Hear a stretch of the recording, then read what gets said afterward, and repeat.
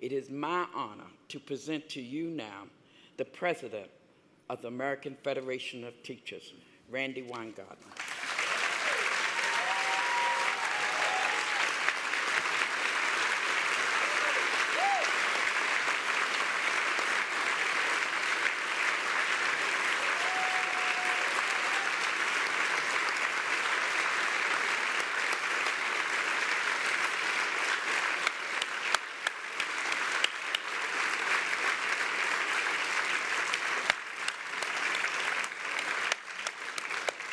You notice she did bail me out.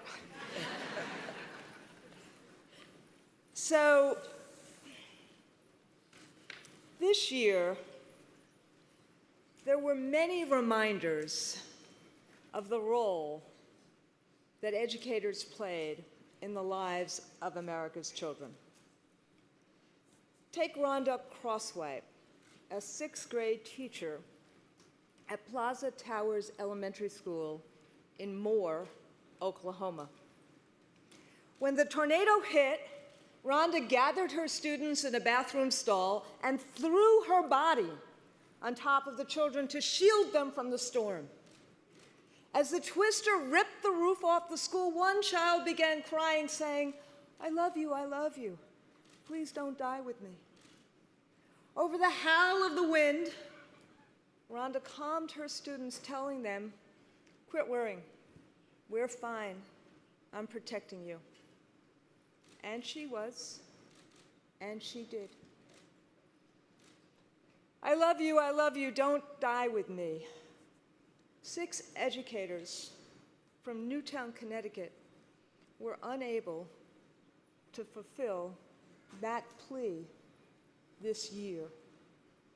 Principal Dawn Hochstrom, therapist Rachel Davino, first-year teacher Lauren Russo, Anne Marie Murphy, a special needs paraprofessional who died protecting a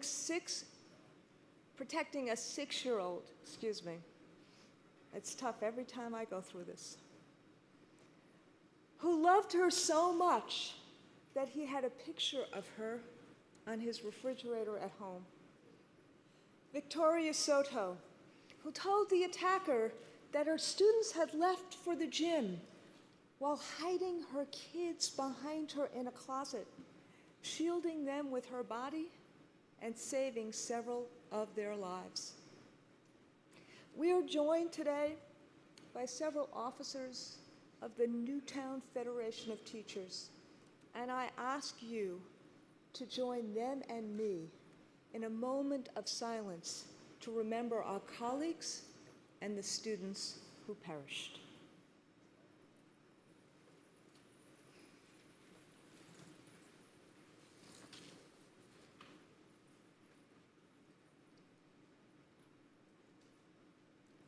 Thank you.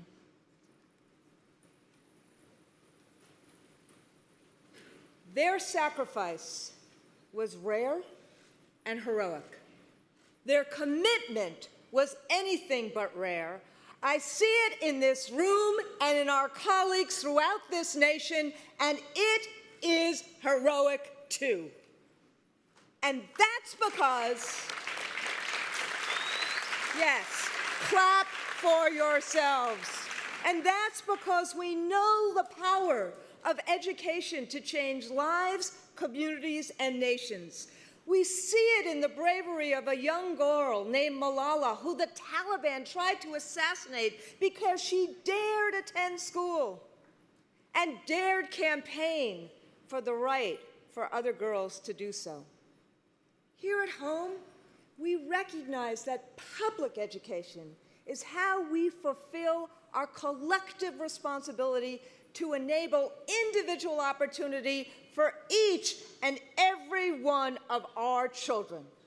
And we fulfill that responsibility through a system of great neighborhood public schools where educators have the tools and resources to meet the needs of each and every child. We believe in public education because it is the means by which we help all children dream their dreams and achieve them. And I mean all children.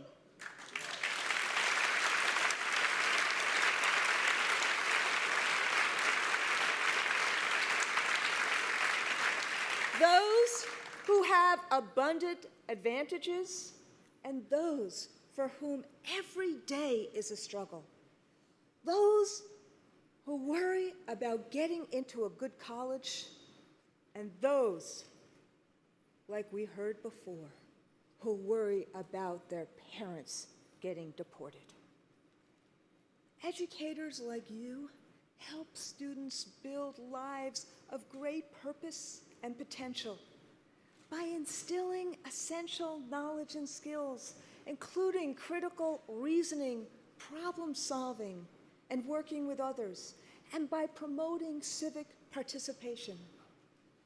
We believe in high-quality public education because it is an economic necessity, an anchor of democracy, a moral imperative, and a fundamental civil right without which none of our other rights can be fully realized. And I believe that promise, that hope, that accomplishment is a direct result of the work you do, the work you do every day, the most important work in America. And let's hear it for all of you.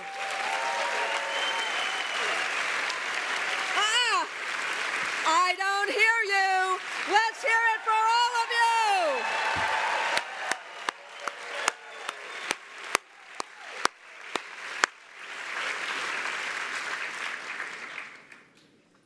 you.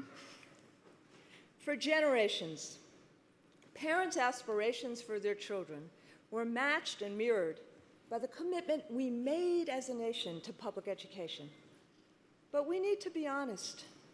That aspiration of a great public education for every child has never been totally fulfilled. And some are using the nation's failure to achieve that goal as an excuse to abandon it, to deep six the entire franchise. But the goal of a great public education for every child is absolutely right. And today, I want to talk about the work we must do, and frankly, have been doing, to reclaim that promise, the promise of a great public education for all children.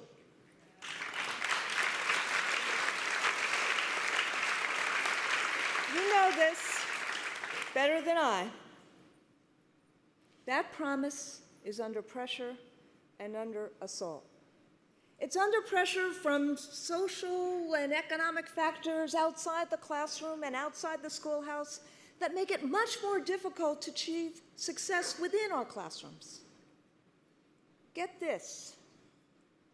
Nearly 1 out of every 2 students in public schools live in poverty. I'm going to say it again.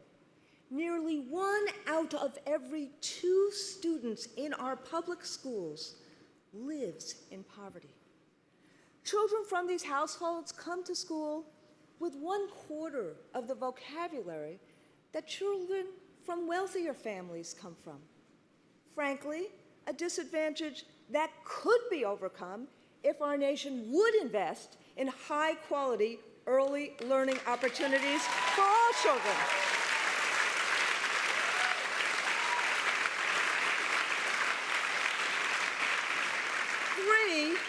Out of every 5 teachers in America report they have children who come to school regularly hungry. 3 out of every 5 American teachers report they have kids in their classrooms that come to school regularly hungry. There are more homeless families than at any time since the Great Depression. Think about the stress all of that puts on children. So, brothers and sisters, it's not hard to see why out-of-school factors have twice the effect on student learning as in-school factors. And the reality is, when it comes to poverty, we have become the first responders. We have. Now, you know where I'm going with this. This is not to absolve us of our vital role and responsibility. These factors don't keep us from teaching. These factors keep us up at night. And they only heighten our commitment to safe, welcoming, collaborative public schools where children's instructional, physical, social, and emotional needs are met. Now, we've made real progress, though I know you don't often hear about it. But once again, Diane Ravitch has stepped up. She's allowed me to tell you about her new book, which is called The Reign of Error. And she shows, out in August or September, and she shows that despite all the challenges, our schools are more successful. NAEP scores are improving. High school graduation rates are higher than they've ever been. And you know this, the work you've been assigning is more difficult than it's ever been. Ask any parent, which, by the way, we have, and we'll be releasing those poll results today. College attendance is higher than it's ever been, although crushing student debt threatens that achievement. And yet, public education is under assault by those who want, for ideological reasons, to call one of America's greatest accomplishments, public education for all, a failure. They aren't in education to make a difference, those folks. They're in education to make a buck. These are the people who don't want you to have the ability to stand together as a union and have a voice in the work you do. These are the people who demand and pursue austerity, polarization, privatization, and deprofessionalization. They say you can cut, and cut some more. And by the way, cut some more. Not invest in public education. And then they argue that public education is failing. Maybe, just maybe, they never learned the difference between cause and effect.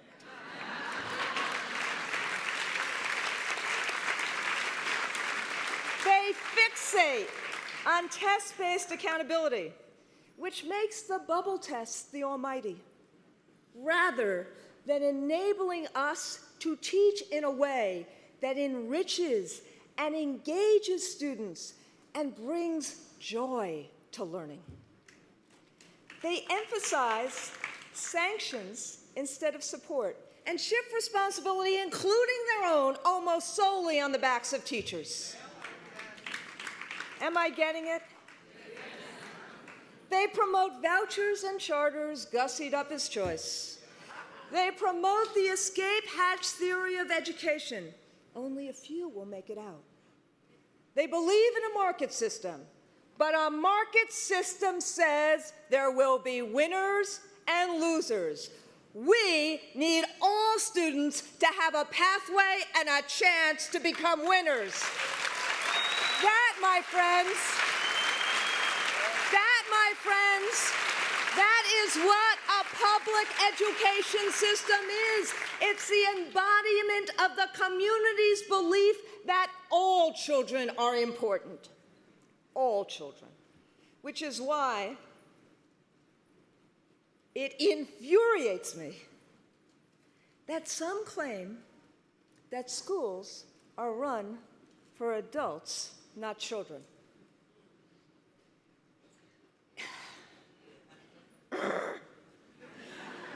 It is not adults versus kids. It is adults doing everything in our power to help kids, working to create strong neighborhood public schools.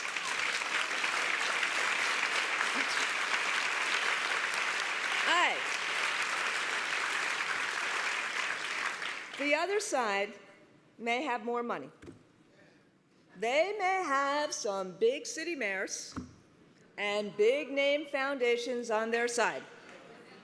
But they are lacking two really important things. They don't have you,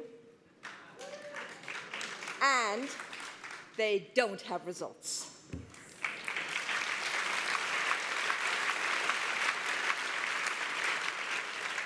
People are beginning to see that the emperors of reform have no clothes. And as recent polling shows, parents are seeing this too. Years of top-down edicts, mass school closures, privatization, and test fixation with sanctions instead of supports haven't moved the needle, not in the right direction, at least. You've heard the refrain: competition, closing, choice. Underlying that is a belief that disruption is good and stability is bad. Pasi Sahlberg, the Finnish education expert, calls it GERM, Global Education Reform Movement. And that germ has been spreading. But we got a prescription, even a cure. Let me digress, though, because at this pivotal moment, a moment when we are reaffirming our commitment to all children, we are also preparing to mark an anniversary that reminds us of who we are, what we stand for, and who we stand with. Next month, we'll celebrate the 50th anniversary of the 1963 March on Washington, the March for Jobs and Freedom.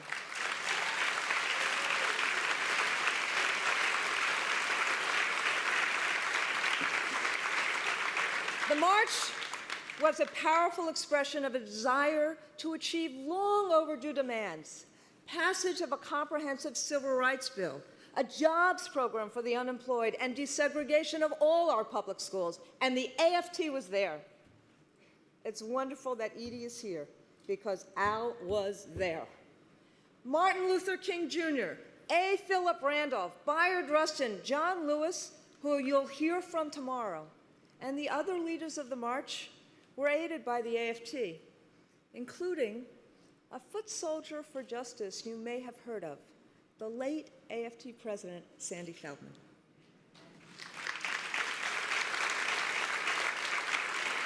The march embodied many ideas. A key one, evident in the name itself, is you don't have real freedom unless you have a good job. True then and truer now. And there are lots of elements to getting a good job. A strong economy would certainly help. But a key one is preparation, which means a great education. As Dr. King said, in accepting the John Dewey Award from the United Federation of Teachers in 1964, denying people a first-class education submerges them into second-class status. Denying anyone, a first-class education is something we didn't accept then, and it is something we don't accept now.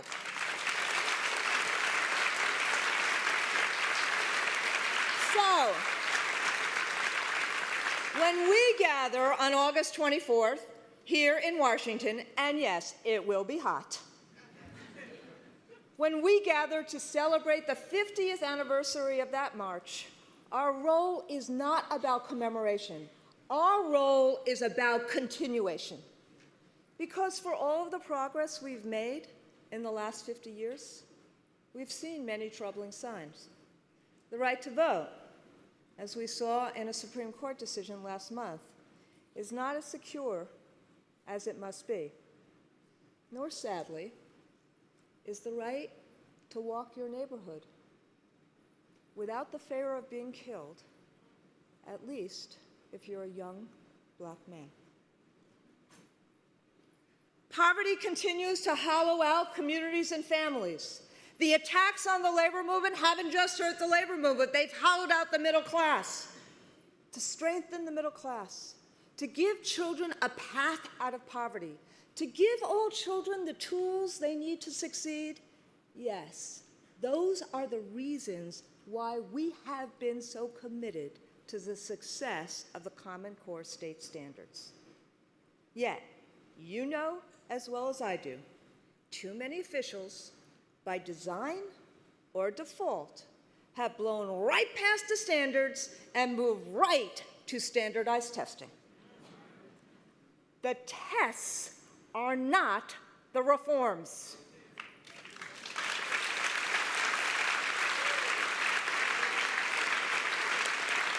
And we must fight that mistaken conflation, because if done right, and I know, and you know, it's a big if, the Common Core has huge potential. They're not the only thing that kids need. We still have to press for the arts, libraries, manageable class sizes, wraparound services, and the other things that we know benefit our students. But the promise of the Common Core is that they have the potential to help all kids become problem solvers and critical thinkers, regardless of whether a child is from Bed-Stuy or Beverly Hills. That's the promise. The standards offer a concrete way to address huge inequities in educational opportunities. Think about it this way. People intuitively get that kids can't learn when they come to school hungry. People also get that kids can't become technologically proficient if there's no computer in the classroom, or if schools or homes are not wired. But many people don't seem to get it when we say that kids, especially poor kids, aren't going to get or acquire essential knowledge and skills unless there is a considered effort, complete with the appropriate investment, to bring that into classrooms.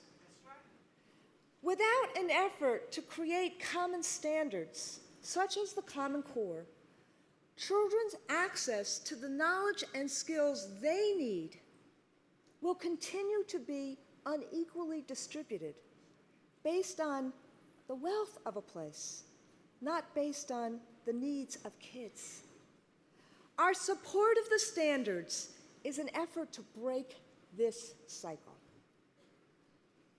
But I bet, and I know it's not Las Vegas, that most of you haven't had nearly enough time and nearly enough support to translate these standards into classroom practice. Am I right?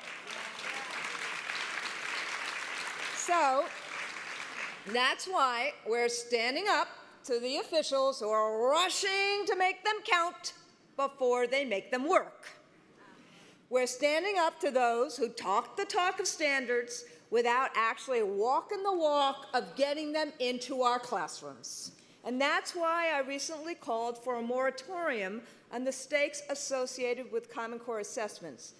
You intensified that call by sending thousands of letters to Secretary Duncan and state chiefs supporting that moratorium. And because of all of those letters, last month, citing the voices of teachers across the country, Secretary Duncan gave states an extra year to get the Common Core right before making Common Core aligned tests count. But I will say it until I am blue in the face. The standards are just one ingredient. High expectations for all students must be matched with high levels of support, especially for our high-need students, our English language learners, and our students with special needs.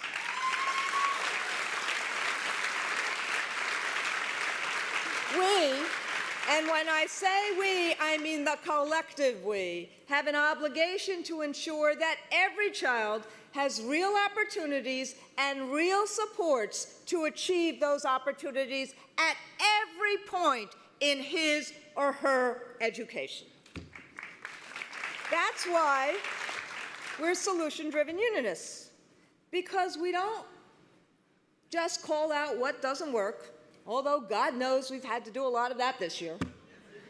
We have to demand and demonstrate what does.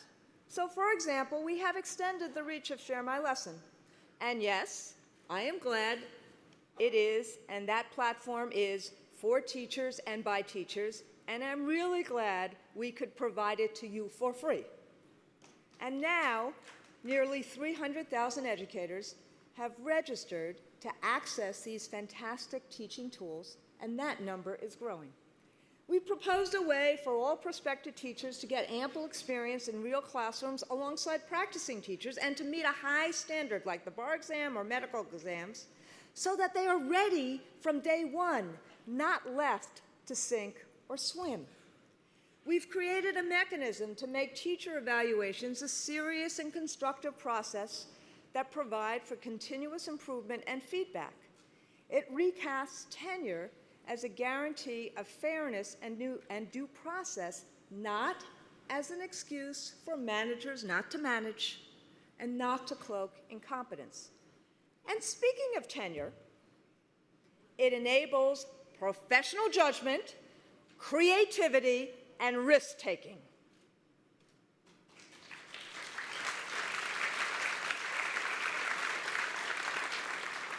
At the same time, if someone can't teach after they've been prepared and supported, they shouldn't be in our profession.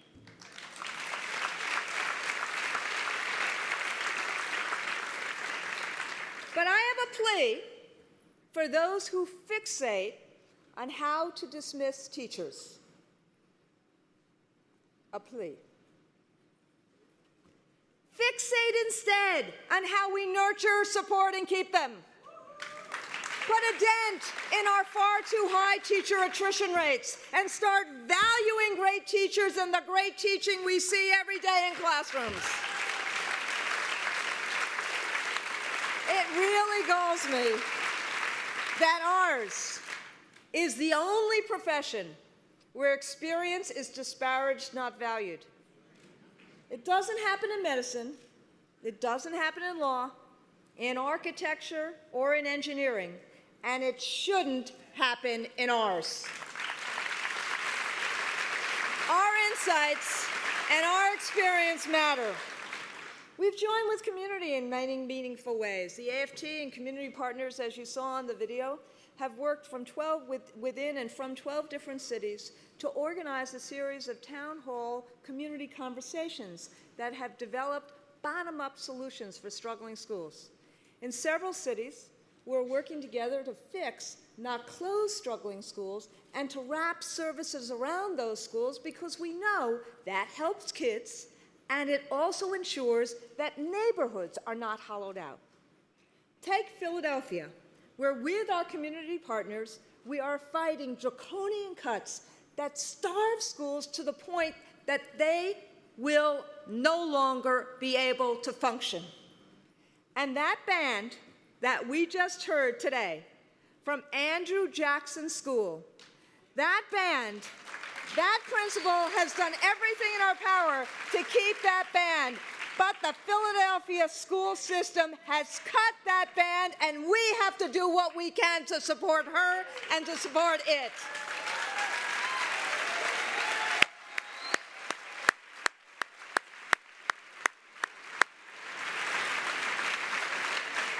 I saw them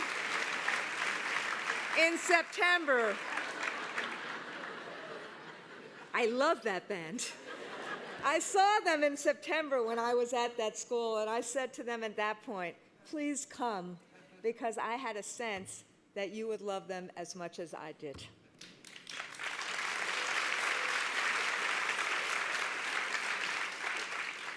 But we're not just celebrating the band. We are working together with the Pennsylvania community and the Philadelphia community to find alternatives to cuts, layoffs, and school closings.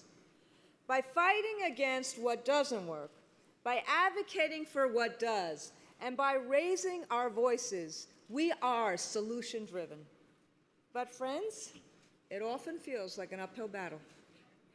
How often have you had to carry out a policy, administer an assessment, or gotten yet another command from on high, and you thought, they just don't get it? The people passing laws, calling the shots, are totally out of touch with what my kids need and what it's like in my classroom. Like just last week, the House of Representatives did the they just don't get it moment, where the Republican leadership pushed a successor to No Child Left Behind, which they're calling the Student Success Act. Now, I say the Republican leadership because there were some brave Republicans that voted against this. The Student Success Act turns out to be quite the Orwellian title, because this bill would starve children and schools of resources and support and does nothing to address the pervasive over-testing that is draining the joy from teaching and learning. Student success? Give me a break. This bill represents a historic abandonment of disadvantaged children. And it reminds us that we need to be out there in a big way, making clear to every parent, every community, every member of Commerce and of Congress that this agenda hurts our kids and our schools. And we are on the ground, on the phones, on air, online, and in the voting booth. And when we raise our voices, and when you raise your voice in any of those ways, it will be joined by more voices than ever before. Today, I get to tell you, and I get to report, that the AFT has more members than we have had in any point in our history.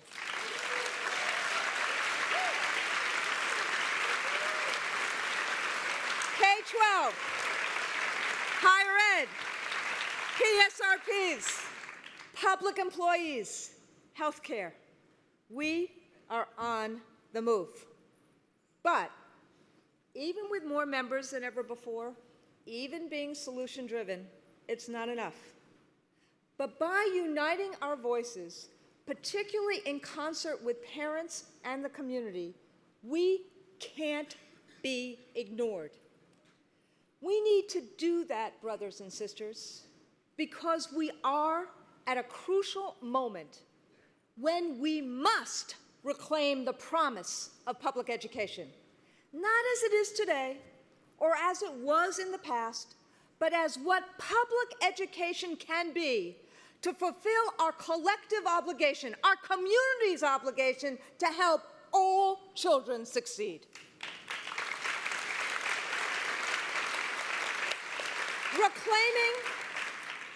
Reclaiming the promise of public education is about fighting for neighborhood public schools that are safe and welcoming places for teaching and learning.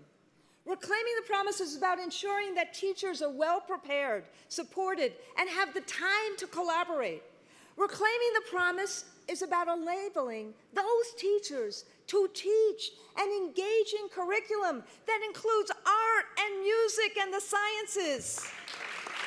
And reclaiming the promise is about ensuring that kids have access to wraparound services to meet their emotional, social, and health needs. I told you I'd get back to the prescription. Taking together all these things reflect our prescription for ensuring that all kids have the opportunities they need and deserve. Now, this vision may look different community by community, but it has a few common elements. Reclaiming the promise will bring back the joy of teaching and learning. It's a way to make every public school a place where parents want to send their children, where teachers want to teach, and where children are engaged. It makes our public schools the center of community and fulfills their purpose as an anchor of democracy and a propeller of our economy.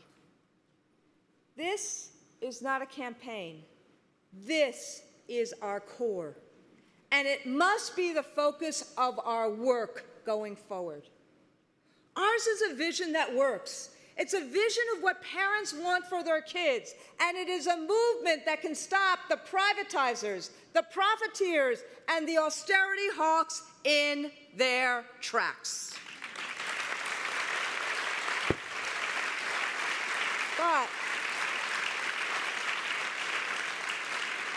they're not going to roll over, and they're not going to go away quietly. We need your help. None of us can be bystanders. We need to reach out to parents, the community, and civic leaders. We need to open their eyes to good things that are happening in our schools, as well as the challenges we face. We need to open their minds to our vision for great neighborhood public schools.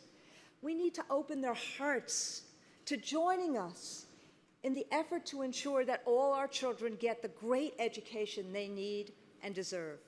And to do this, we need to open our schools, inviting parents, our neighbors, civic, business, faith, and community leaders to see what we do, to see what our kids need. It simply makes sense to bring together people with shared priorities and concerns in the very place we care about so much, the public schools where our children are nurtured and educated. Only by working together can we reclaim the promise of public education. That work to reclaim the promise is already underway. Just look at what some of our members are doing. We talk about political action being essential. So take Los Angeles, where after years of scapegoating by a former mayor and corporate philanthropists, 3 teachers have won seats on the school board. Steve Zimmer was the first, then Bennett Kaiser, and just recently, Monica Ratcliffe. Her biggest expense against her opponent's $2.2 million war chest? Refrigerator magnets. LA, stand up. Come on, stand up. And look at Sylvia Wilson from the Pittsburgh Federation of Teachers. Sylvia and 2 other retired Pittsburgh educators ran for school board and won. They're already working with parents in the community on alternatives to closing schools and firing teachers. I saw you last night, Sylvia, so I know you're here. Stand up.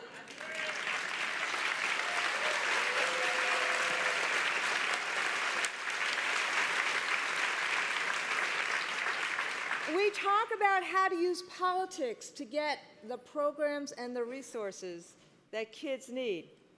AFT St. Louis worked to pass a levy to get pre-kindergarten classrooms in every public school in the city. And the AFT Innovation Fund is helping train teachers and paraprofessionals who will be working in these classrooms.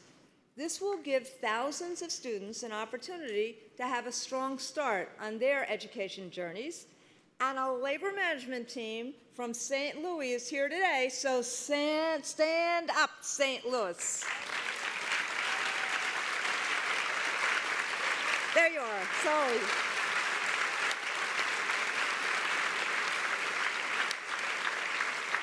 We talk about professionals whose voices should be valued. Yes, the AFT provided the platform for Share My Lesson, but teachers have filled this digital filing cabinet with amazing, rich content, like the teachers at Edwards Middle School in Boston. In the 5 months that their Common Core math and social studies lessons have been on Share My Lesson, these resources have been downloaded more than 40,000 times. Stand up, Boston.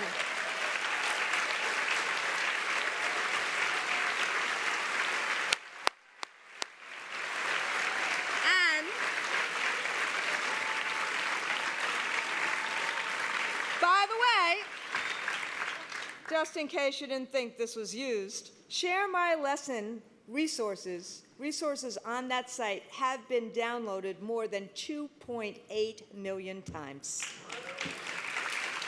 Look at Calibra Jacobs-Reed, a high school French teacher in Broward County, Florida, who has led an effort to introduce teachers and paraprofessionals to Share My Lesson and to connect with community partners, from parents to librarians to the school board to the police who are helping with anti-bullying efforts. Stand up, Calibra.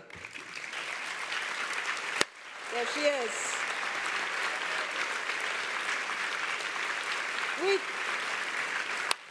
We talk about safe schools and healthy environments. Look at what Judy Holbrook, the food service manager in Keene Valley, New York, is doing. Julie, not Judy, Julie created a school garden for students to grow fruits and vegetables. She found a way to make all the bread in-house and to use local farms for eggs and produce, providing students with fresh, healthy, and delicious meals. Stand up, Julie. And you know, we all want those meals. We talk about connection with parents and community. Look at Nick Faber, a St. Paul Federation of Teachers officer and an elementary school science teacher. Nick helped start a project at his school where teachers visit parents in their homes twice each year to talk about parents' hopes for their kids, teachers' expectations, and how they can work together. And the union, the St. Paul local, has expanded the project to other high-need schools in the district. That's connection with community. Stand up, Nick.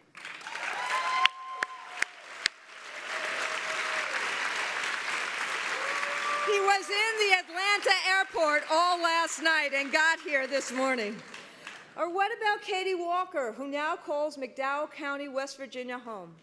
McDowell is the 8th poorest county in the United States of America, and yet Katie and her fiance, after seeing a video about AFT's work to reconnect McDowell, moved there to make a difference. That's commitment to community. Stand up, Katie.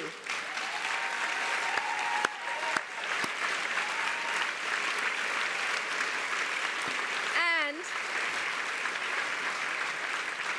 because of the work they're doing to create community schools, and because, hey, I am a New York gal, here comes the shout out to the UFT. You knew it would happen. This upcoming school year, they have and will have 16 schools that serve as a hub for students, families, and communities. And as you saw in the video, I recently visited one of those schools, PS 188 in Coney Island, a school hard hit by Superstorm Sandy. They have adult education programs, a food bank, and other supports in the community and for the community. And along with UFT President Michael Mulgrew, Karen Alfred is leading the charge to create and support community schools in New York City. So Karen, stand up. And Cincinnati, since you have led the way on wraparound services and community schools, you stand up too. And like a number of you, UFT members are putting books in the hands of low-income kids through FirstBook. So we were in Brooklyn for a second. Now we're going to the Bronx. Jose Vargas, Hector Ruiz, Nick Cruz arranged a book distribution process or day in the Bronx where they distributed 40,000 books. Stand up, Jose, Hector, and Nick.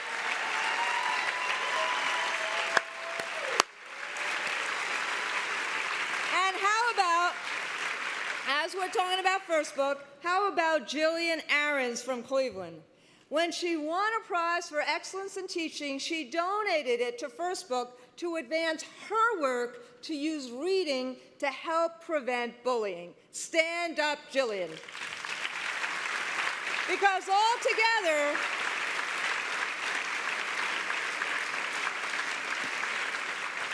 altogether, AFT members have put more than 500,000 books in the hands of kids who need them.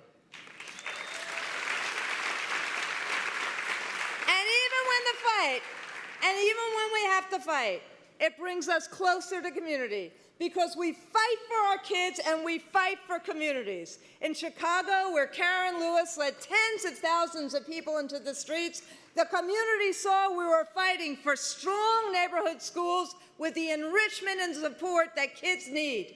And that relationship is our strength as we fight the closing of 49 schools and now the layoffs of thousands of school employees. Stand up, Chicago!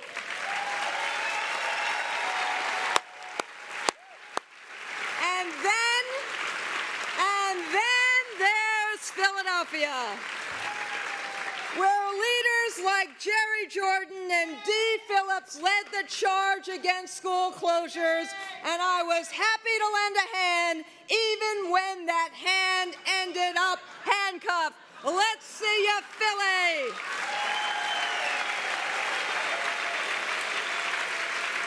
So,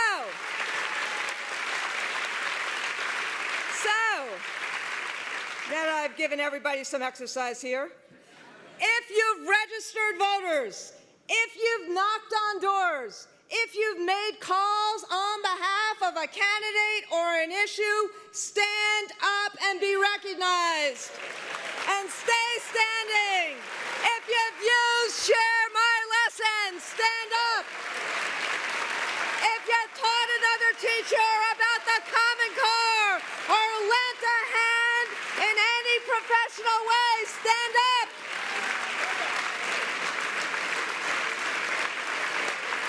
If you've given kids books through First Book, stand up. If you stayed up late at night worrying about a student, stand up. If you've worked to bring community into our schools or make our public schools the best they can be, stand up. And if you are willing to reclaim the promise of public education, stand up.